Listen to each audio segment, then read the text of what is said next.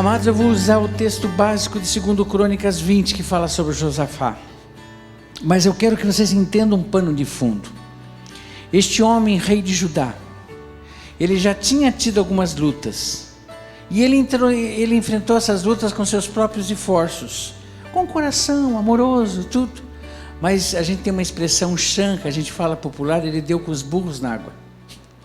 Porque na verdade, ele trabalhou com as suas mãos e com seus esforços. Ele queria unir, de alguma forma, Deus estava abençoando, ele temia a Deus, ele já tinha feito coisas incríveis, tirado a idolatria de Judá. Ele disse, não, Israel também vai voltar para Deus, o reino do norte vai voltar para Deus.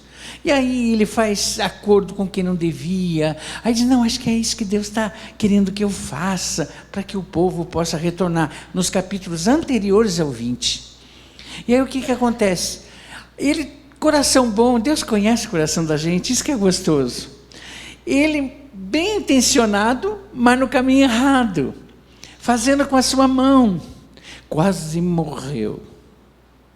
Os inimigos armaram uma cilada para ele, para que ele fosse flechado, e na verdade quem foi flechado foi o inimigo, porque Deus direciona todas as coisas.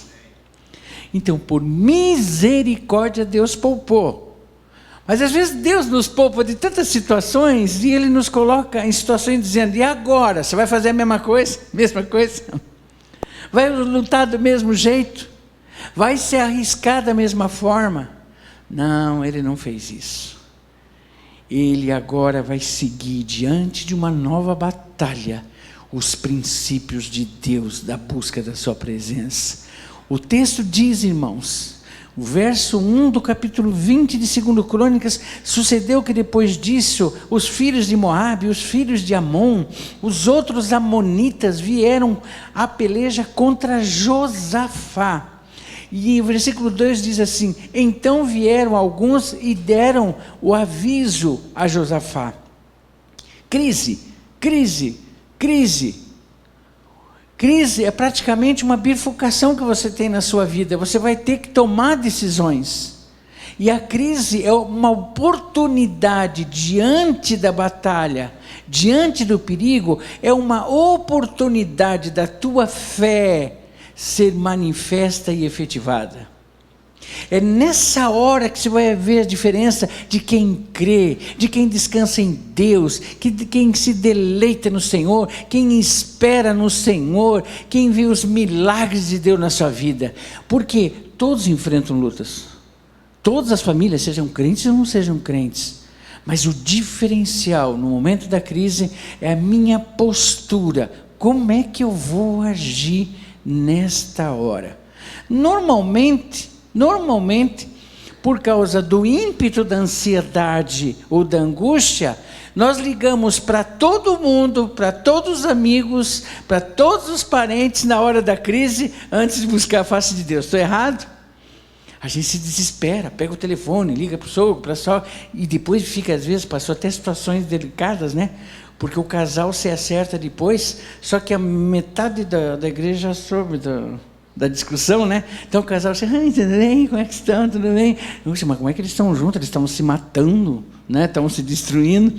Por quê? Porque na hora do desespero, eles fizeram o link errado.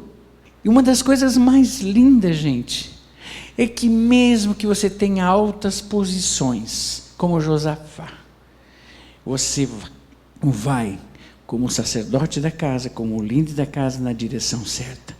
Ele recebe a notícia, e o texto diz que na hora que ele recebe a justiça, né? Olha, vem contra ti uma grande multidão da além do mar, da Síria, eis que estão em Razon Tamar, que é em Engendi. E aí Josafá temeu e pôs-se a buscar. Esse temor que ele teve, aqui dá a ideia não de temor de referência e adoração, mas ele tremeu nas bases. Ele tremeu nas bases. Crise, gente, pode ser natural, crise pode ser acidental, né? Você recebe uma notícia que alguém está doente, né? Você chega no emprego e o chefe diz, olha, você tem 30 dias, são crises acidentais, você não estava esperando aquilo, né? Eu, por exemplo, enfrentei uma crise ontem, tremenda, antes de vir para cá, aliás, duas, né? E uma delas que foi tremenda. A minha carteira com todos os meus documentos, eu perdi, de Curitiba para cá. Na hora, eu me senti, eu falei assim, gente, eu vou pregar sobre esse texto, né? Como é que eu vou reagir, né? Na hora, tem uma coisa que você não escapa, dá nó na garganta, dá ansiedade, dá uma angústia para você dizer, e agora? E agora? Agora, você não pode evitar isso. Você é gente, você é pessoa, e pastor também é gente, tá, pastor? Nós também somos gente. Aquele momento, mas é neste momento, queridos, que é o momento mais precioso da vida do crente. Ele tem aonde se direcionar. E o lugar certo. Naquela hora, o texto diz que aquele rei, aquele que estava na liderança, lá em cima, diz, Josafá pôs-se a buscar ao Senhor e apregou o jejum em todo Judá. Querido, tem algumas pessoas que... Tem pastores que têm até medo de botar a igreja em jejum, porque diz, puxa, mas pastor, jejum na quarta, o dia que a minha mulher faz a melhor comida que eu gosto, ou na quinta-feira, seja o que for. Gente, o próprio Jesus deixou evidenciado as situações na nossa vida, que nós temos que orar e jejuar. Queridos, quantas vezes Deus tem colocado ao teu coração essas posturas? Buscai ao Senhor, se necessário for, com jejum, para evidenciar bem claro diante de Deus, sem a tua intervenção, sem o teu socorro, ai de mim, Senhor. Josafá convoca todo mundo. Vocês podem ler para mim o verso 13 agora, que coisa interessante, a gente só vai pular para você entender quem foi convocado. Todo Judá estava em pé perante o Senhor, como também as suas crianças, as suas mulheres e os seus filhos. Marmanjões, homens, líderes, maridos, esposos, senhores. Deixa eu lhe dizer uma coisa. Nós temos a mania de dizer para nossa esposa e filho, e a gente carregado de crise e problema, deixa que eu sei o que estou fazendo, deixa comigo, fica cá, não me incomoda, cuida das crianças, eu sei, eu resolvo. Gente, eu já vi tanto lar se destruindo por esse orgulho miserável de não admitir. Eu preciso, imagine, quantas vezes, eu sou árabe, gente, a gente tem uma cultura em termos de liderança fortíssima. Eu chego para minha esposa, ore por mim. E na minha casa todo mundo sabe, eu não tomo nenhuma direção se a ordem não vem dos céus. E tem vezes que eu chego com minha esposa, não sei onde está a direção. Vamos orar juntos, vamos clamar ao Senhor. E chama os filhos, você vai ensinar os seus filhos a serem líderes espirituais nas suas casas, ao vê-los tomar essas decisões, de chamar junto. Você não precisa explicar o problema. Lógico que se enfrenta situações, às vezes, né? Eu me lembro, a gente morava no Paraguai, eu era pastor da Igreja Bautista del Camino, no Paraguai. E eu pastoreava a igreja lá, e o dinheiro vinha de missionário daqui para lá. E houve algum problema? Algum problema houve, que o salário não chegou. Aí chamamos as crianças, a gente tem aquela mania de dizer, olha, não dá para comprar mais isso, não dá para comprar mais aquilo, né? E a minha filhinha tinha 3 aninhos, na época, Thalita. Aí vamos na mesa orar. Filhinha, você pode orar? Ela, papai do céu, ajuda a gente, que agora a gente é pobre, né? A criança vai reagir do jeito que for, mas na verdade nessa sensibilidade, ela sabe que nós estamos buscando a face de Deus. Eu me lembro de um pastor que uma vez, sofrendo o coração abatido, ele saiu para fora da casa, sentou na escadaria da casa, e o filhinho foi indo, sentou do ladinho dele, ficou olhando para ele. Criança geralmente fica olhando para ver se ele está chorando, né? Ele bota a mão assim para ver se está chorando, e a criança ali do ladinho, e ele olhava para o filho. Geralmente, o que a gente faz? Vai lá para tua mãe, vai para lá, me deixa sozinho, eu quero ficar sozinho. Ele não fez isso. Ele olhou assim, filho, papai, está acontecendo alguma coisa? Filhinho, o papai está com um problema, está com umas lutas grandes aí. Ele olhou, papai, agora eu vou orar para Jesus e Jesus vai resolver. Quem que ensinou isso para ele? Foi o pai. E ele experimenta na hora essa busca. Queridos, envolva a família na sua crise, colocando-os todos na presença de Deus, porque eles vão louvar a Deus junto pelo milagre que Deus há de fazer, em nome de Jesus. Querido, agora vem a questão de buscar como. Como que eu oro? Eu sei que quando o problema é pesado e chega, você vai chegar na presença de Deus e você diz: Senhor, me socorre, agora a coisa está perdida. Não, você vai direto. Deus pode até te ouvir, tá? Eu digo para você, pode até te ouvir na hora, Ele é Deus. Mas eu vou dizer uma coisa para você.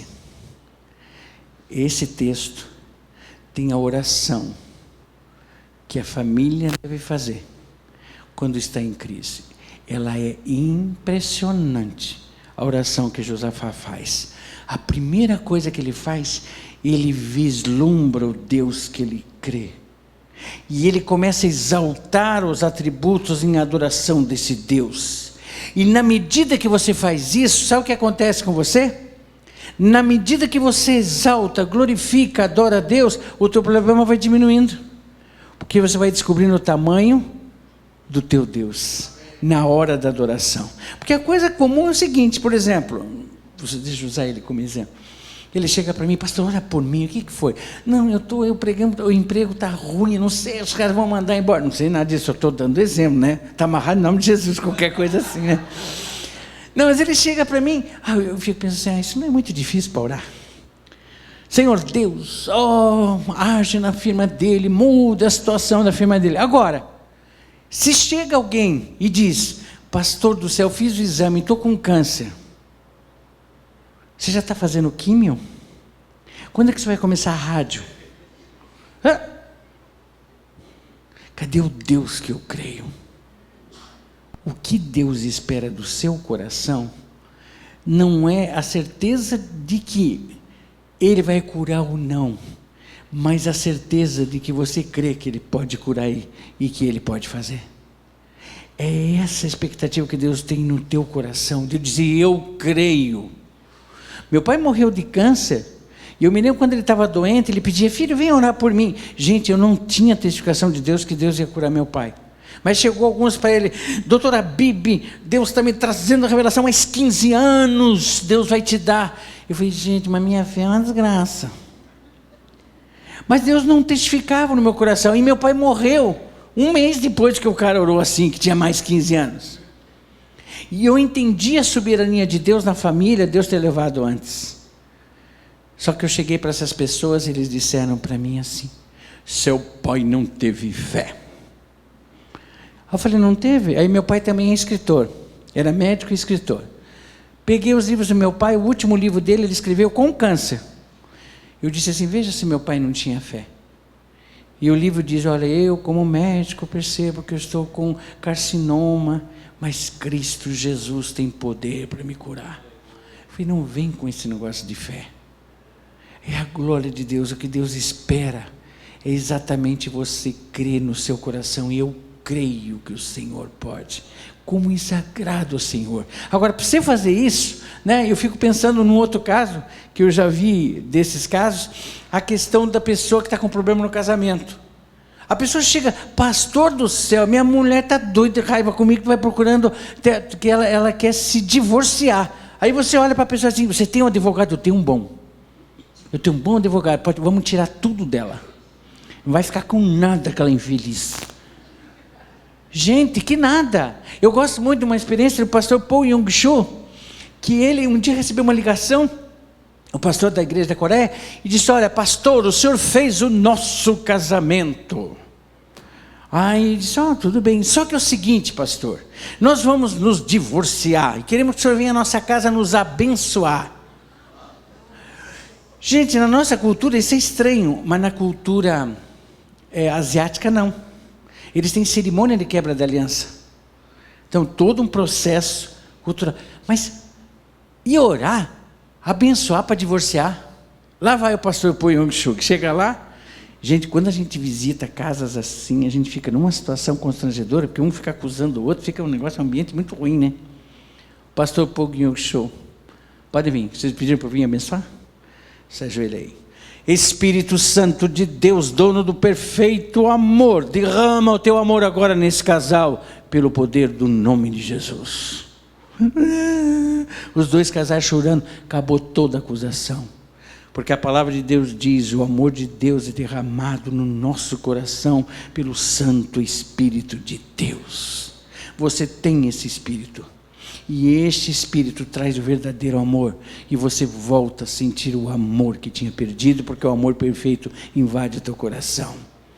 Queridos, primeira adoração que você vê: Senhor, o Senhor é dominador, o Senhor é o dono da força, o Senhor é o dono do poder. Que gostoso falar isso para Deus. Às vezes a gente tem oração meio chavão, né? O Senhor é o Senhor, o Senhor é Jesus, o Senhor é o Messias. E para aí.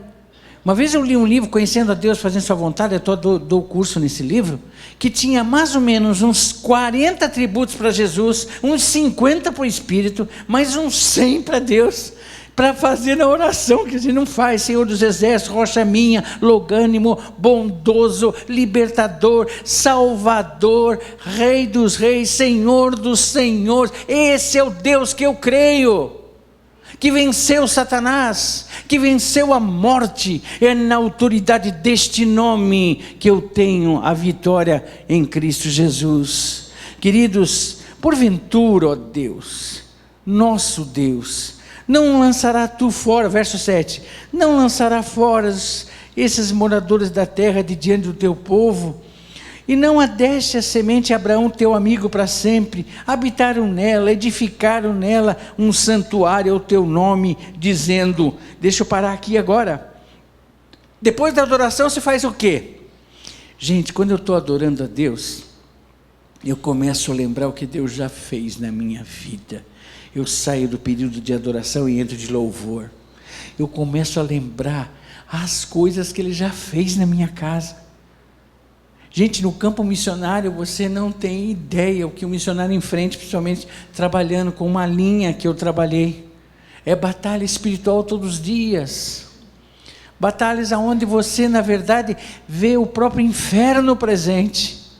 E a gente poder ver a mão de Deus em cada detalhe. Às vezes eu paro, pastor, e começo a olhar para trás. Hoje eu trabalho com etnias. Eu fico, meu Deus, tudo aquilo que eu passei me trouxe a viver a realidade do dia de hoje, e eu passo a louvar. Então qual é a primeira coisa que você faz? Adorar.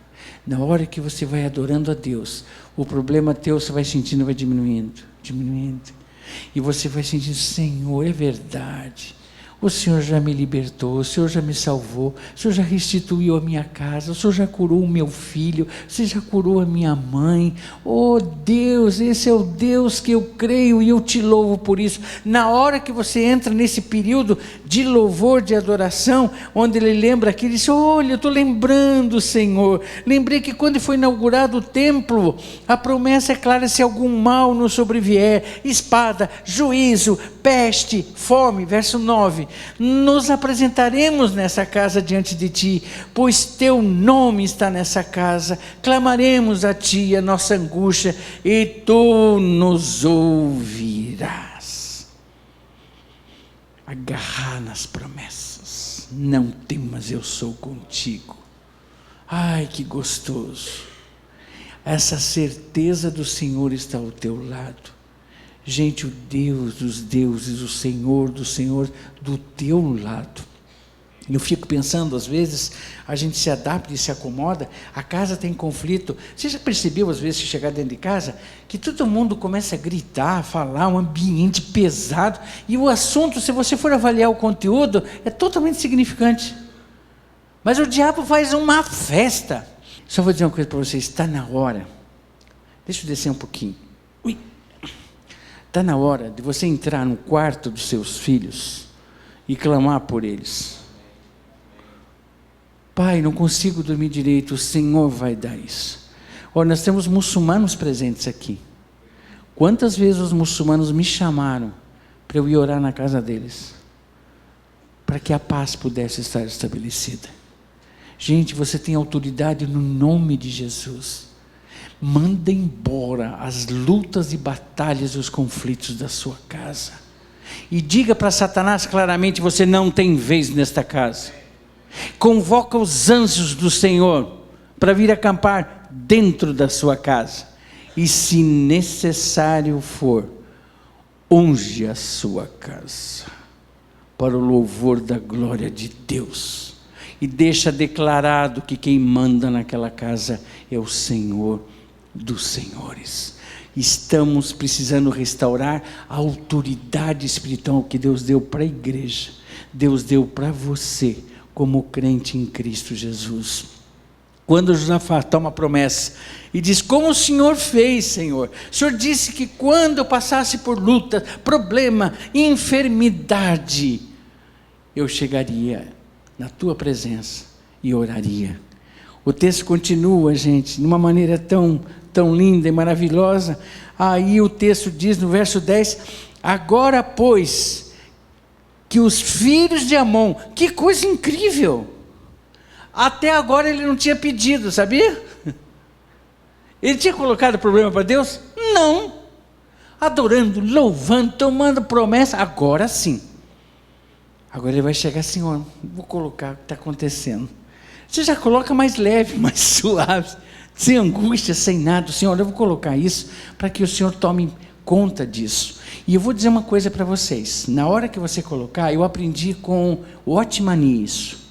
O Otmani diz o seguinte: quando você for orar, tá, você pode orar em pé, tal, mas você vai imaginar orando de joelho. Você vai dizer: Senhor, eu quero colocar, eu estou com muita dificuldade de conversar com a minha esposa, nós estamos muito atritos, Senhor.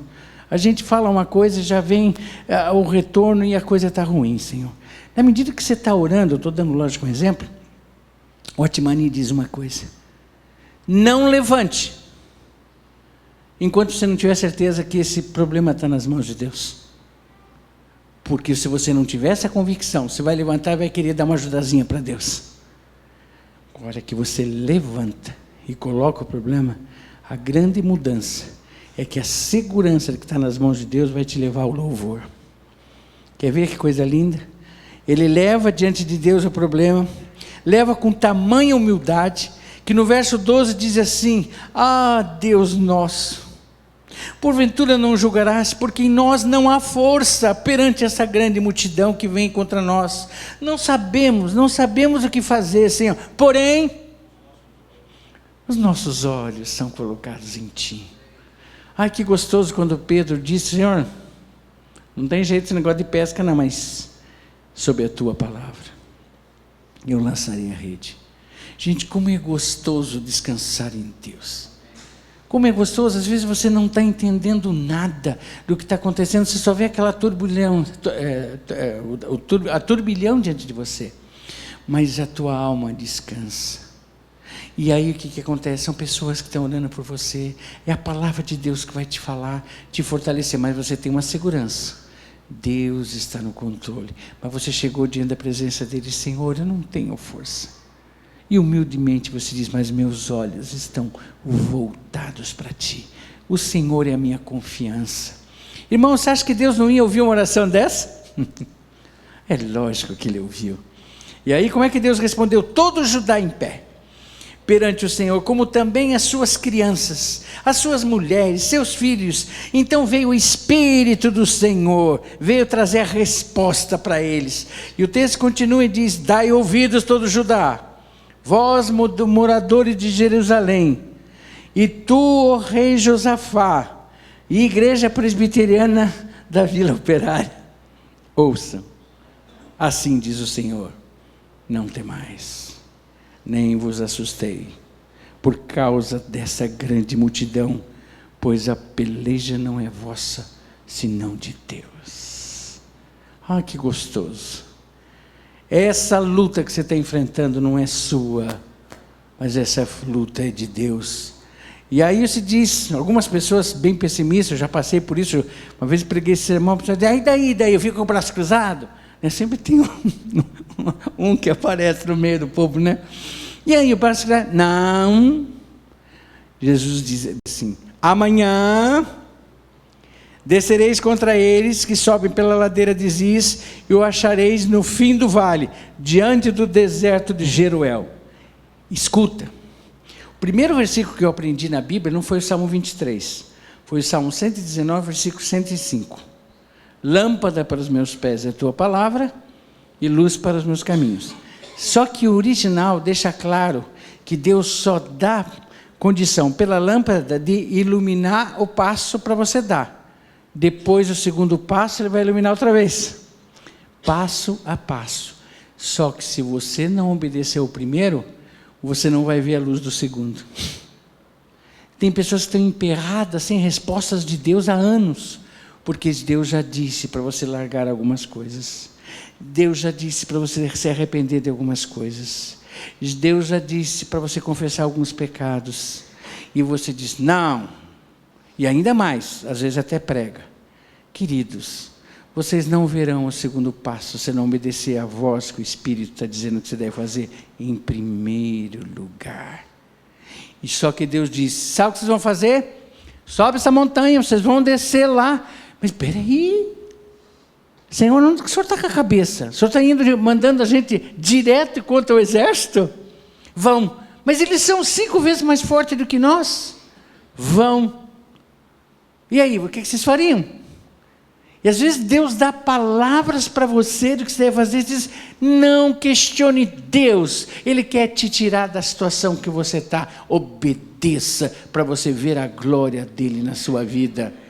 E essa obediência houve ali. A hora que ele disse, você vai seguir esse caminho, aí o que acontece? Josafá se prostra, começa a louvar a Deus, adorando, levantar os levitas, os filhos dos coraitas para louvar ao Senhor com voz alta, mas de repente, gente, de manhã eles saem, o texto diz para o deserto, né? Só que acontece uma coisa muito interessante que eu não sei o que vocês achariam. Se você vai para uma guerra, quem que vai para frente? Os armados, com espada. Josafá disse, espera aí, de quem que é essa batalha? Do Senhor.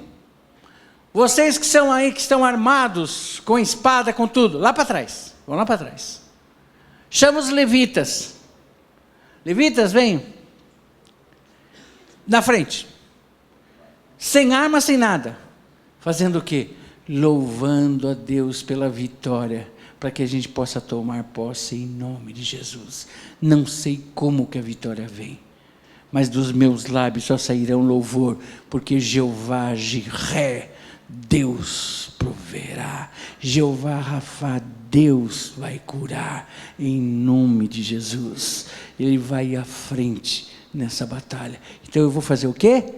Louvor, louvor. Não sei, mas é que Deus, nesse ínterim, o texto diz que no momento do louvor, deixa eu achar aqui agora, onde está bem na hora que eles começaram a louvar, 21, aconselhou o povo, ordenou cantores, para que louvasse a Deus, a benignidade de Deus. Olha que lindo 22, na hora que eles começaram a louvar, Deus fez o quê? Gente, Deus dá além do que pensamos e imaginamos, diz Efésios 3:20. Deus fez com que os inimigos se matassem uns aos outros. Eles começaram a se matar uns aos outros. Só que o reino de Judá sabia que estava acontecendo isso? Não. Essa luta nos ares, essa luta espiritual, quando está nas mãos de Deus, Ele vai destruindo, Ele vai rompendo, Ele vai quebrando. Ele só queria, caminhe para tomar posse da vitória, porque eu estou pelejando por vós. Pega esse caminho. Enquanto eles caminhavam, eles começaram a se matar os inimigos, mas eles não sabiam disso. Mas começou quando isso aí? Quando eles começaram a louvar a Deus. Isso significa posse. Muitas pessoas estão emperradas na vida também porque não estão tomando posse da bênção de Deus. Deixa eu dizer isso aqui com um exemplo. Eu me lembro uma vez que eu preguei para uns 500 jovens mais ou menos, e eu falei sobre o perdão de Deus. Terminou, um jovem veio até mim e disse: pastor, desde os 18 anos eu tenho tristeza no coração, eu perdi a alegria da salvação. O que aconteceu? Ele disse: olha, lá no exército eu pequei contra o Senhor. E eu disse: você não confessou o pecado a Deus? Confessei, pastor, mas até hoje. Ele estava com uns 35 anos já. Até hoje meu coração continua triste. Aí eu li o texto de 1 João, se confessarmos nossos pecados, Ele é fiel e justo para nos perdoar e purificar de toda iniquidade. Se você crê nesse texto, creio, pastor, mas eu continuo no mesmo. Eu falei, meu Deus, o que está acontecendo? O Espírito de Deus testificou. Ele nunca tomou posse, nunca acreditou nesse perdão. E eu disse para ele, você vai agora tomar posse e dizer, Senhor, eu não entendo. Não sei nem explicar, mas a tua palavra aqui está dizendo que o Senhor me perdoa se eu confessar. Eu estou confessando, Senhor, eu vou tomar posse agora, eu estou perdoado em nome de Jesus. E a alegria voltou ao seu coração. Quantos anos? Está na hora de alguns tomarem posse daquilo que Deus já lhe deu como vitória, em nome de Jesus. Queridos, o texto continua de uma maneira bastante linda, que diz que eles continuaram caminhando, e o texto diz que, entretanto, chegou Judá, a atalaia do deserto, olharam para a multidão, e eis que eram corpos mortos que jaziam em terra, e nenhum escapou. E vieram Josafá e o seu povo para saquear os despojos, e acharam neles fazendas, cadáveres e abundância, como também objetos preciosos, e tomaram para si o que não podiam nem mais levar. 3 dias saqueando. Eu falei em Efésios 3:20, eles só precisavam que o exército fosse derrotado. Deus deu todos os despojos para eles também. Quando você espera em Deus, é impressionante. Você para e olha, gente, não imaginava que eu deixando Deus fazer as coisas aconteceriam dessa forma. E eles tomaram posse de toda aquela bênção, porque seguiram a obediência de Deus. Para irmos para o fim, irmãos, as coisas não ficam só assim. Ao 4º dia se ajuntaram no vale de Bereca, porque ali louvaram o Senhor, chamaram aquele lugar de Bereca até o dia de hoje. Então voltaram todos os homens. Eles foram para casa. Para onde eles foram? Foram para o templo agradecer a Deus, exaltar o nome do Senhor. Só que eu quero dizer uma coisa a mais para vocês, que é a última. Olhem bem para mim. Isso é uma das coisas que eu acho mais impressionantes de Deus, no que o mundo seja conhecido, o reino de Deus. Na hora que Deus age na sua vida, na minha vida, as primeiras pessoas que são impactadas, a ponto de entender quem é o verdadeiro Deus, quem está ao nosso redor. O texto diz que na hora que Deus fez tudo aquilo, produziu-se um temor ao redor de todas as pessoas que estavam, todos os povos. O texto diz de uma maneira impressionante isso, olha ali, ó. Veio o temor de Deus sobre todos os reinos da terra, e ouvindo eles que o Senhor havia pelejado contra os inimigos de Israel, e o reino de Josafá ficou quieto, e o seu Deus lhe deu repouso em redor. Repetindo, veio o temor de Deus nos reinos daquela terra, porque eles viram. Que gostoso as pessoas chegarem perto de você, o seu filho, a sua esposa, o seu esposo, e diz, meu esposo é um homem de Deus, a minha esposa é uma mulher de Deus, meu pai é um homem de Deus, minha mãe é um homem de Deus. Que gostoso a gente ver isso, queridos, e é isso que Deus está pedindo de você. Muitos eu nunca conheci, agora que eu estou conhecendo. Eu quero dizer para vocês, foi essa palavra que Deus me deu para trazer ao seu coração. E eu quero que vocês experimentem coisas incríveis. E o último testemunho que eu vou dar em cima disso, os cuidados de Deus pela casa, eu me lembro que essa mesma filhinha, né, a Thalita, ela dizia assim para mim, para você ver que Deus cuida até de detalhes da sua vida pessoal. Ela dizia, papai, eu queria tanto ter o meu quartinho, porque gerente de banco, militar, pastor, né, aquelas mudanças que tem para cima e para baixo, eu queria não precisa o tamanho da casa, mas eu queria tanto ter o meu quartinho meu, né, menina, né? E eu dizia, filha, você sabe como o pai funciona. Eu preciso da ordem dos céus, porque a hora que Deus disser faz, vai acontecer. Está bom, papai. Aí, um dia a gente foi numa igreja. A igreja lotada, nós estávamos assistindo o culto, não estávamos nem pregando. O meu filho, minha filha e minha esposa, nós 4 ali. E quem estava pregando, um amigo meu, pastor Wissam Halawi, dá para ver aqui o nome, quem é árabe, né? E ele pregando, pregando, e a gente é muito amigo, e ele pregava, de repente ele me viu e disse: Turquinho, você está aí? Me chama de Turquinho, né? E eu parei, ele desceu. Se eu tenho uma palavra de Deus para você, e a minha família ali, né? E disse: eu vejo a visão que eu tenho, que você está construindo, que você está numa construção, e Deus me dá uma visão que tem uma betoneira. Ele sabia do pedido da minha filhinha? Não. E parece coisa, né? Não, Deus cuida até disso, só não está no teu coração. Você não fica apavorado, Ele cuida até disso. E aí, eu me lembro que a gente foi atrás de um pedreiro, mestre de obra. Quando a gente chegou naquele que era indicado, ele estava assim, ele chegou, minha esposa perguntou: o senhor, essa betoneira que está aí do seu lado é sua? É minha, sim. Então, o senhor mesmo, que na visão tinha betoneira. Nós não queremos errar de jeito nenhum na visão. Gente, a gente construiu uma casa tremenda, até eu me lembro que o meu chefe de missões disse: Calixto, com essa casa desse tamanho, se teu coração... Pastor, onde Deus me mandar, Deus deu a casa aqui, vai dar a casa lá. Em pouco tempo, 1 ano depois, nós já estamos em outra missão. Mas em coisas pequenas, vê como Deus é amoroso? Ele responde, Ele cuida, Ele é Pai. Agora, em nome de Jesus, saiba enfrentar essas lutas e aflitos da maneira bíblica certa. E Deus proverá, em nome de Jesus.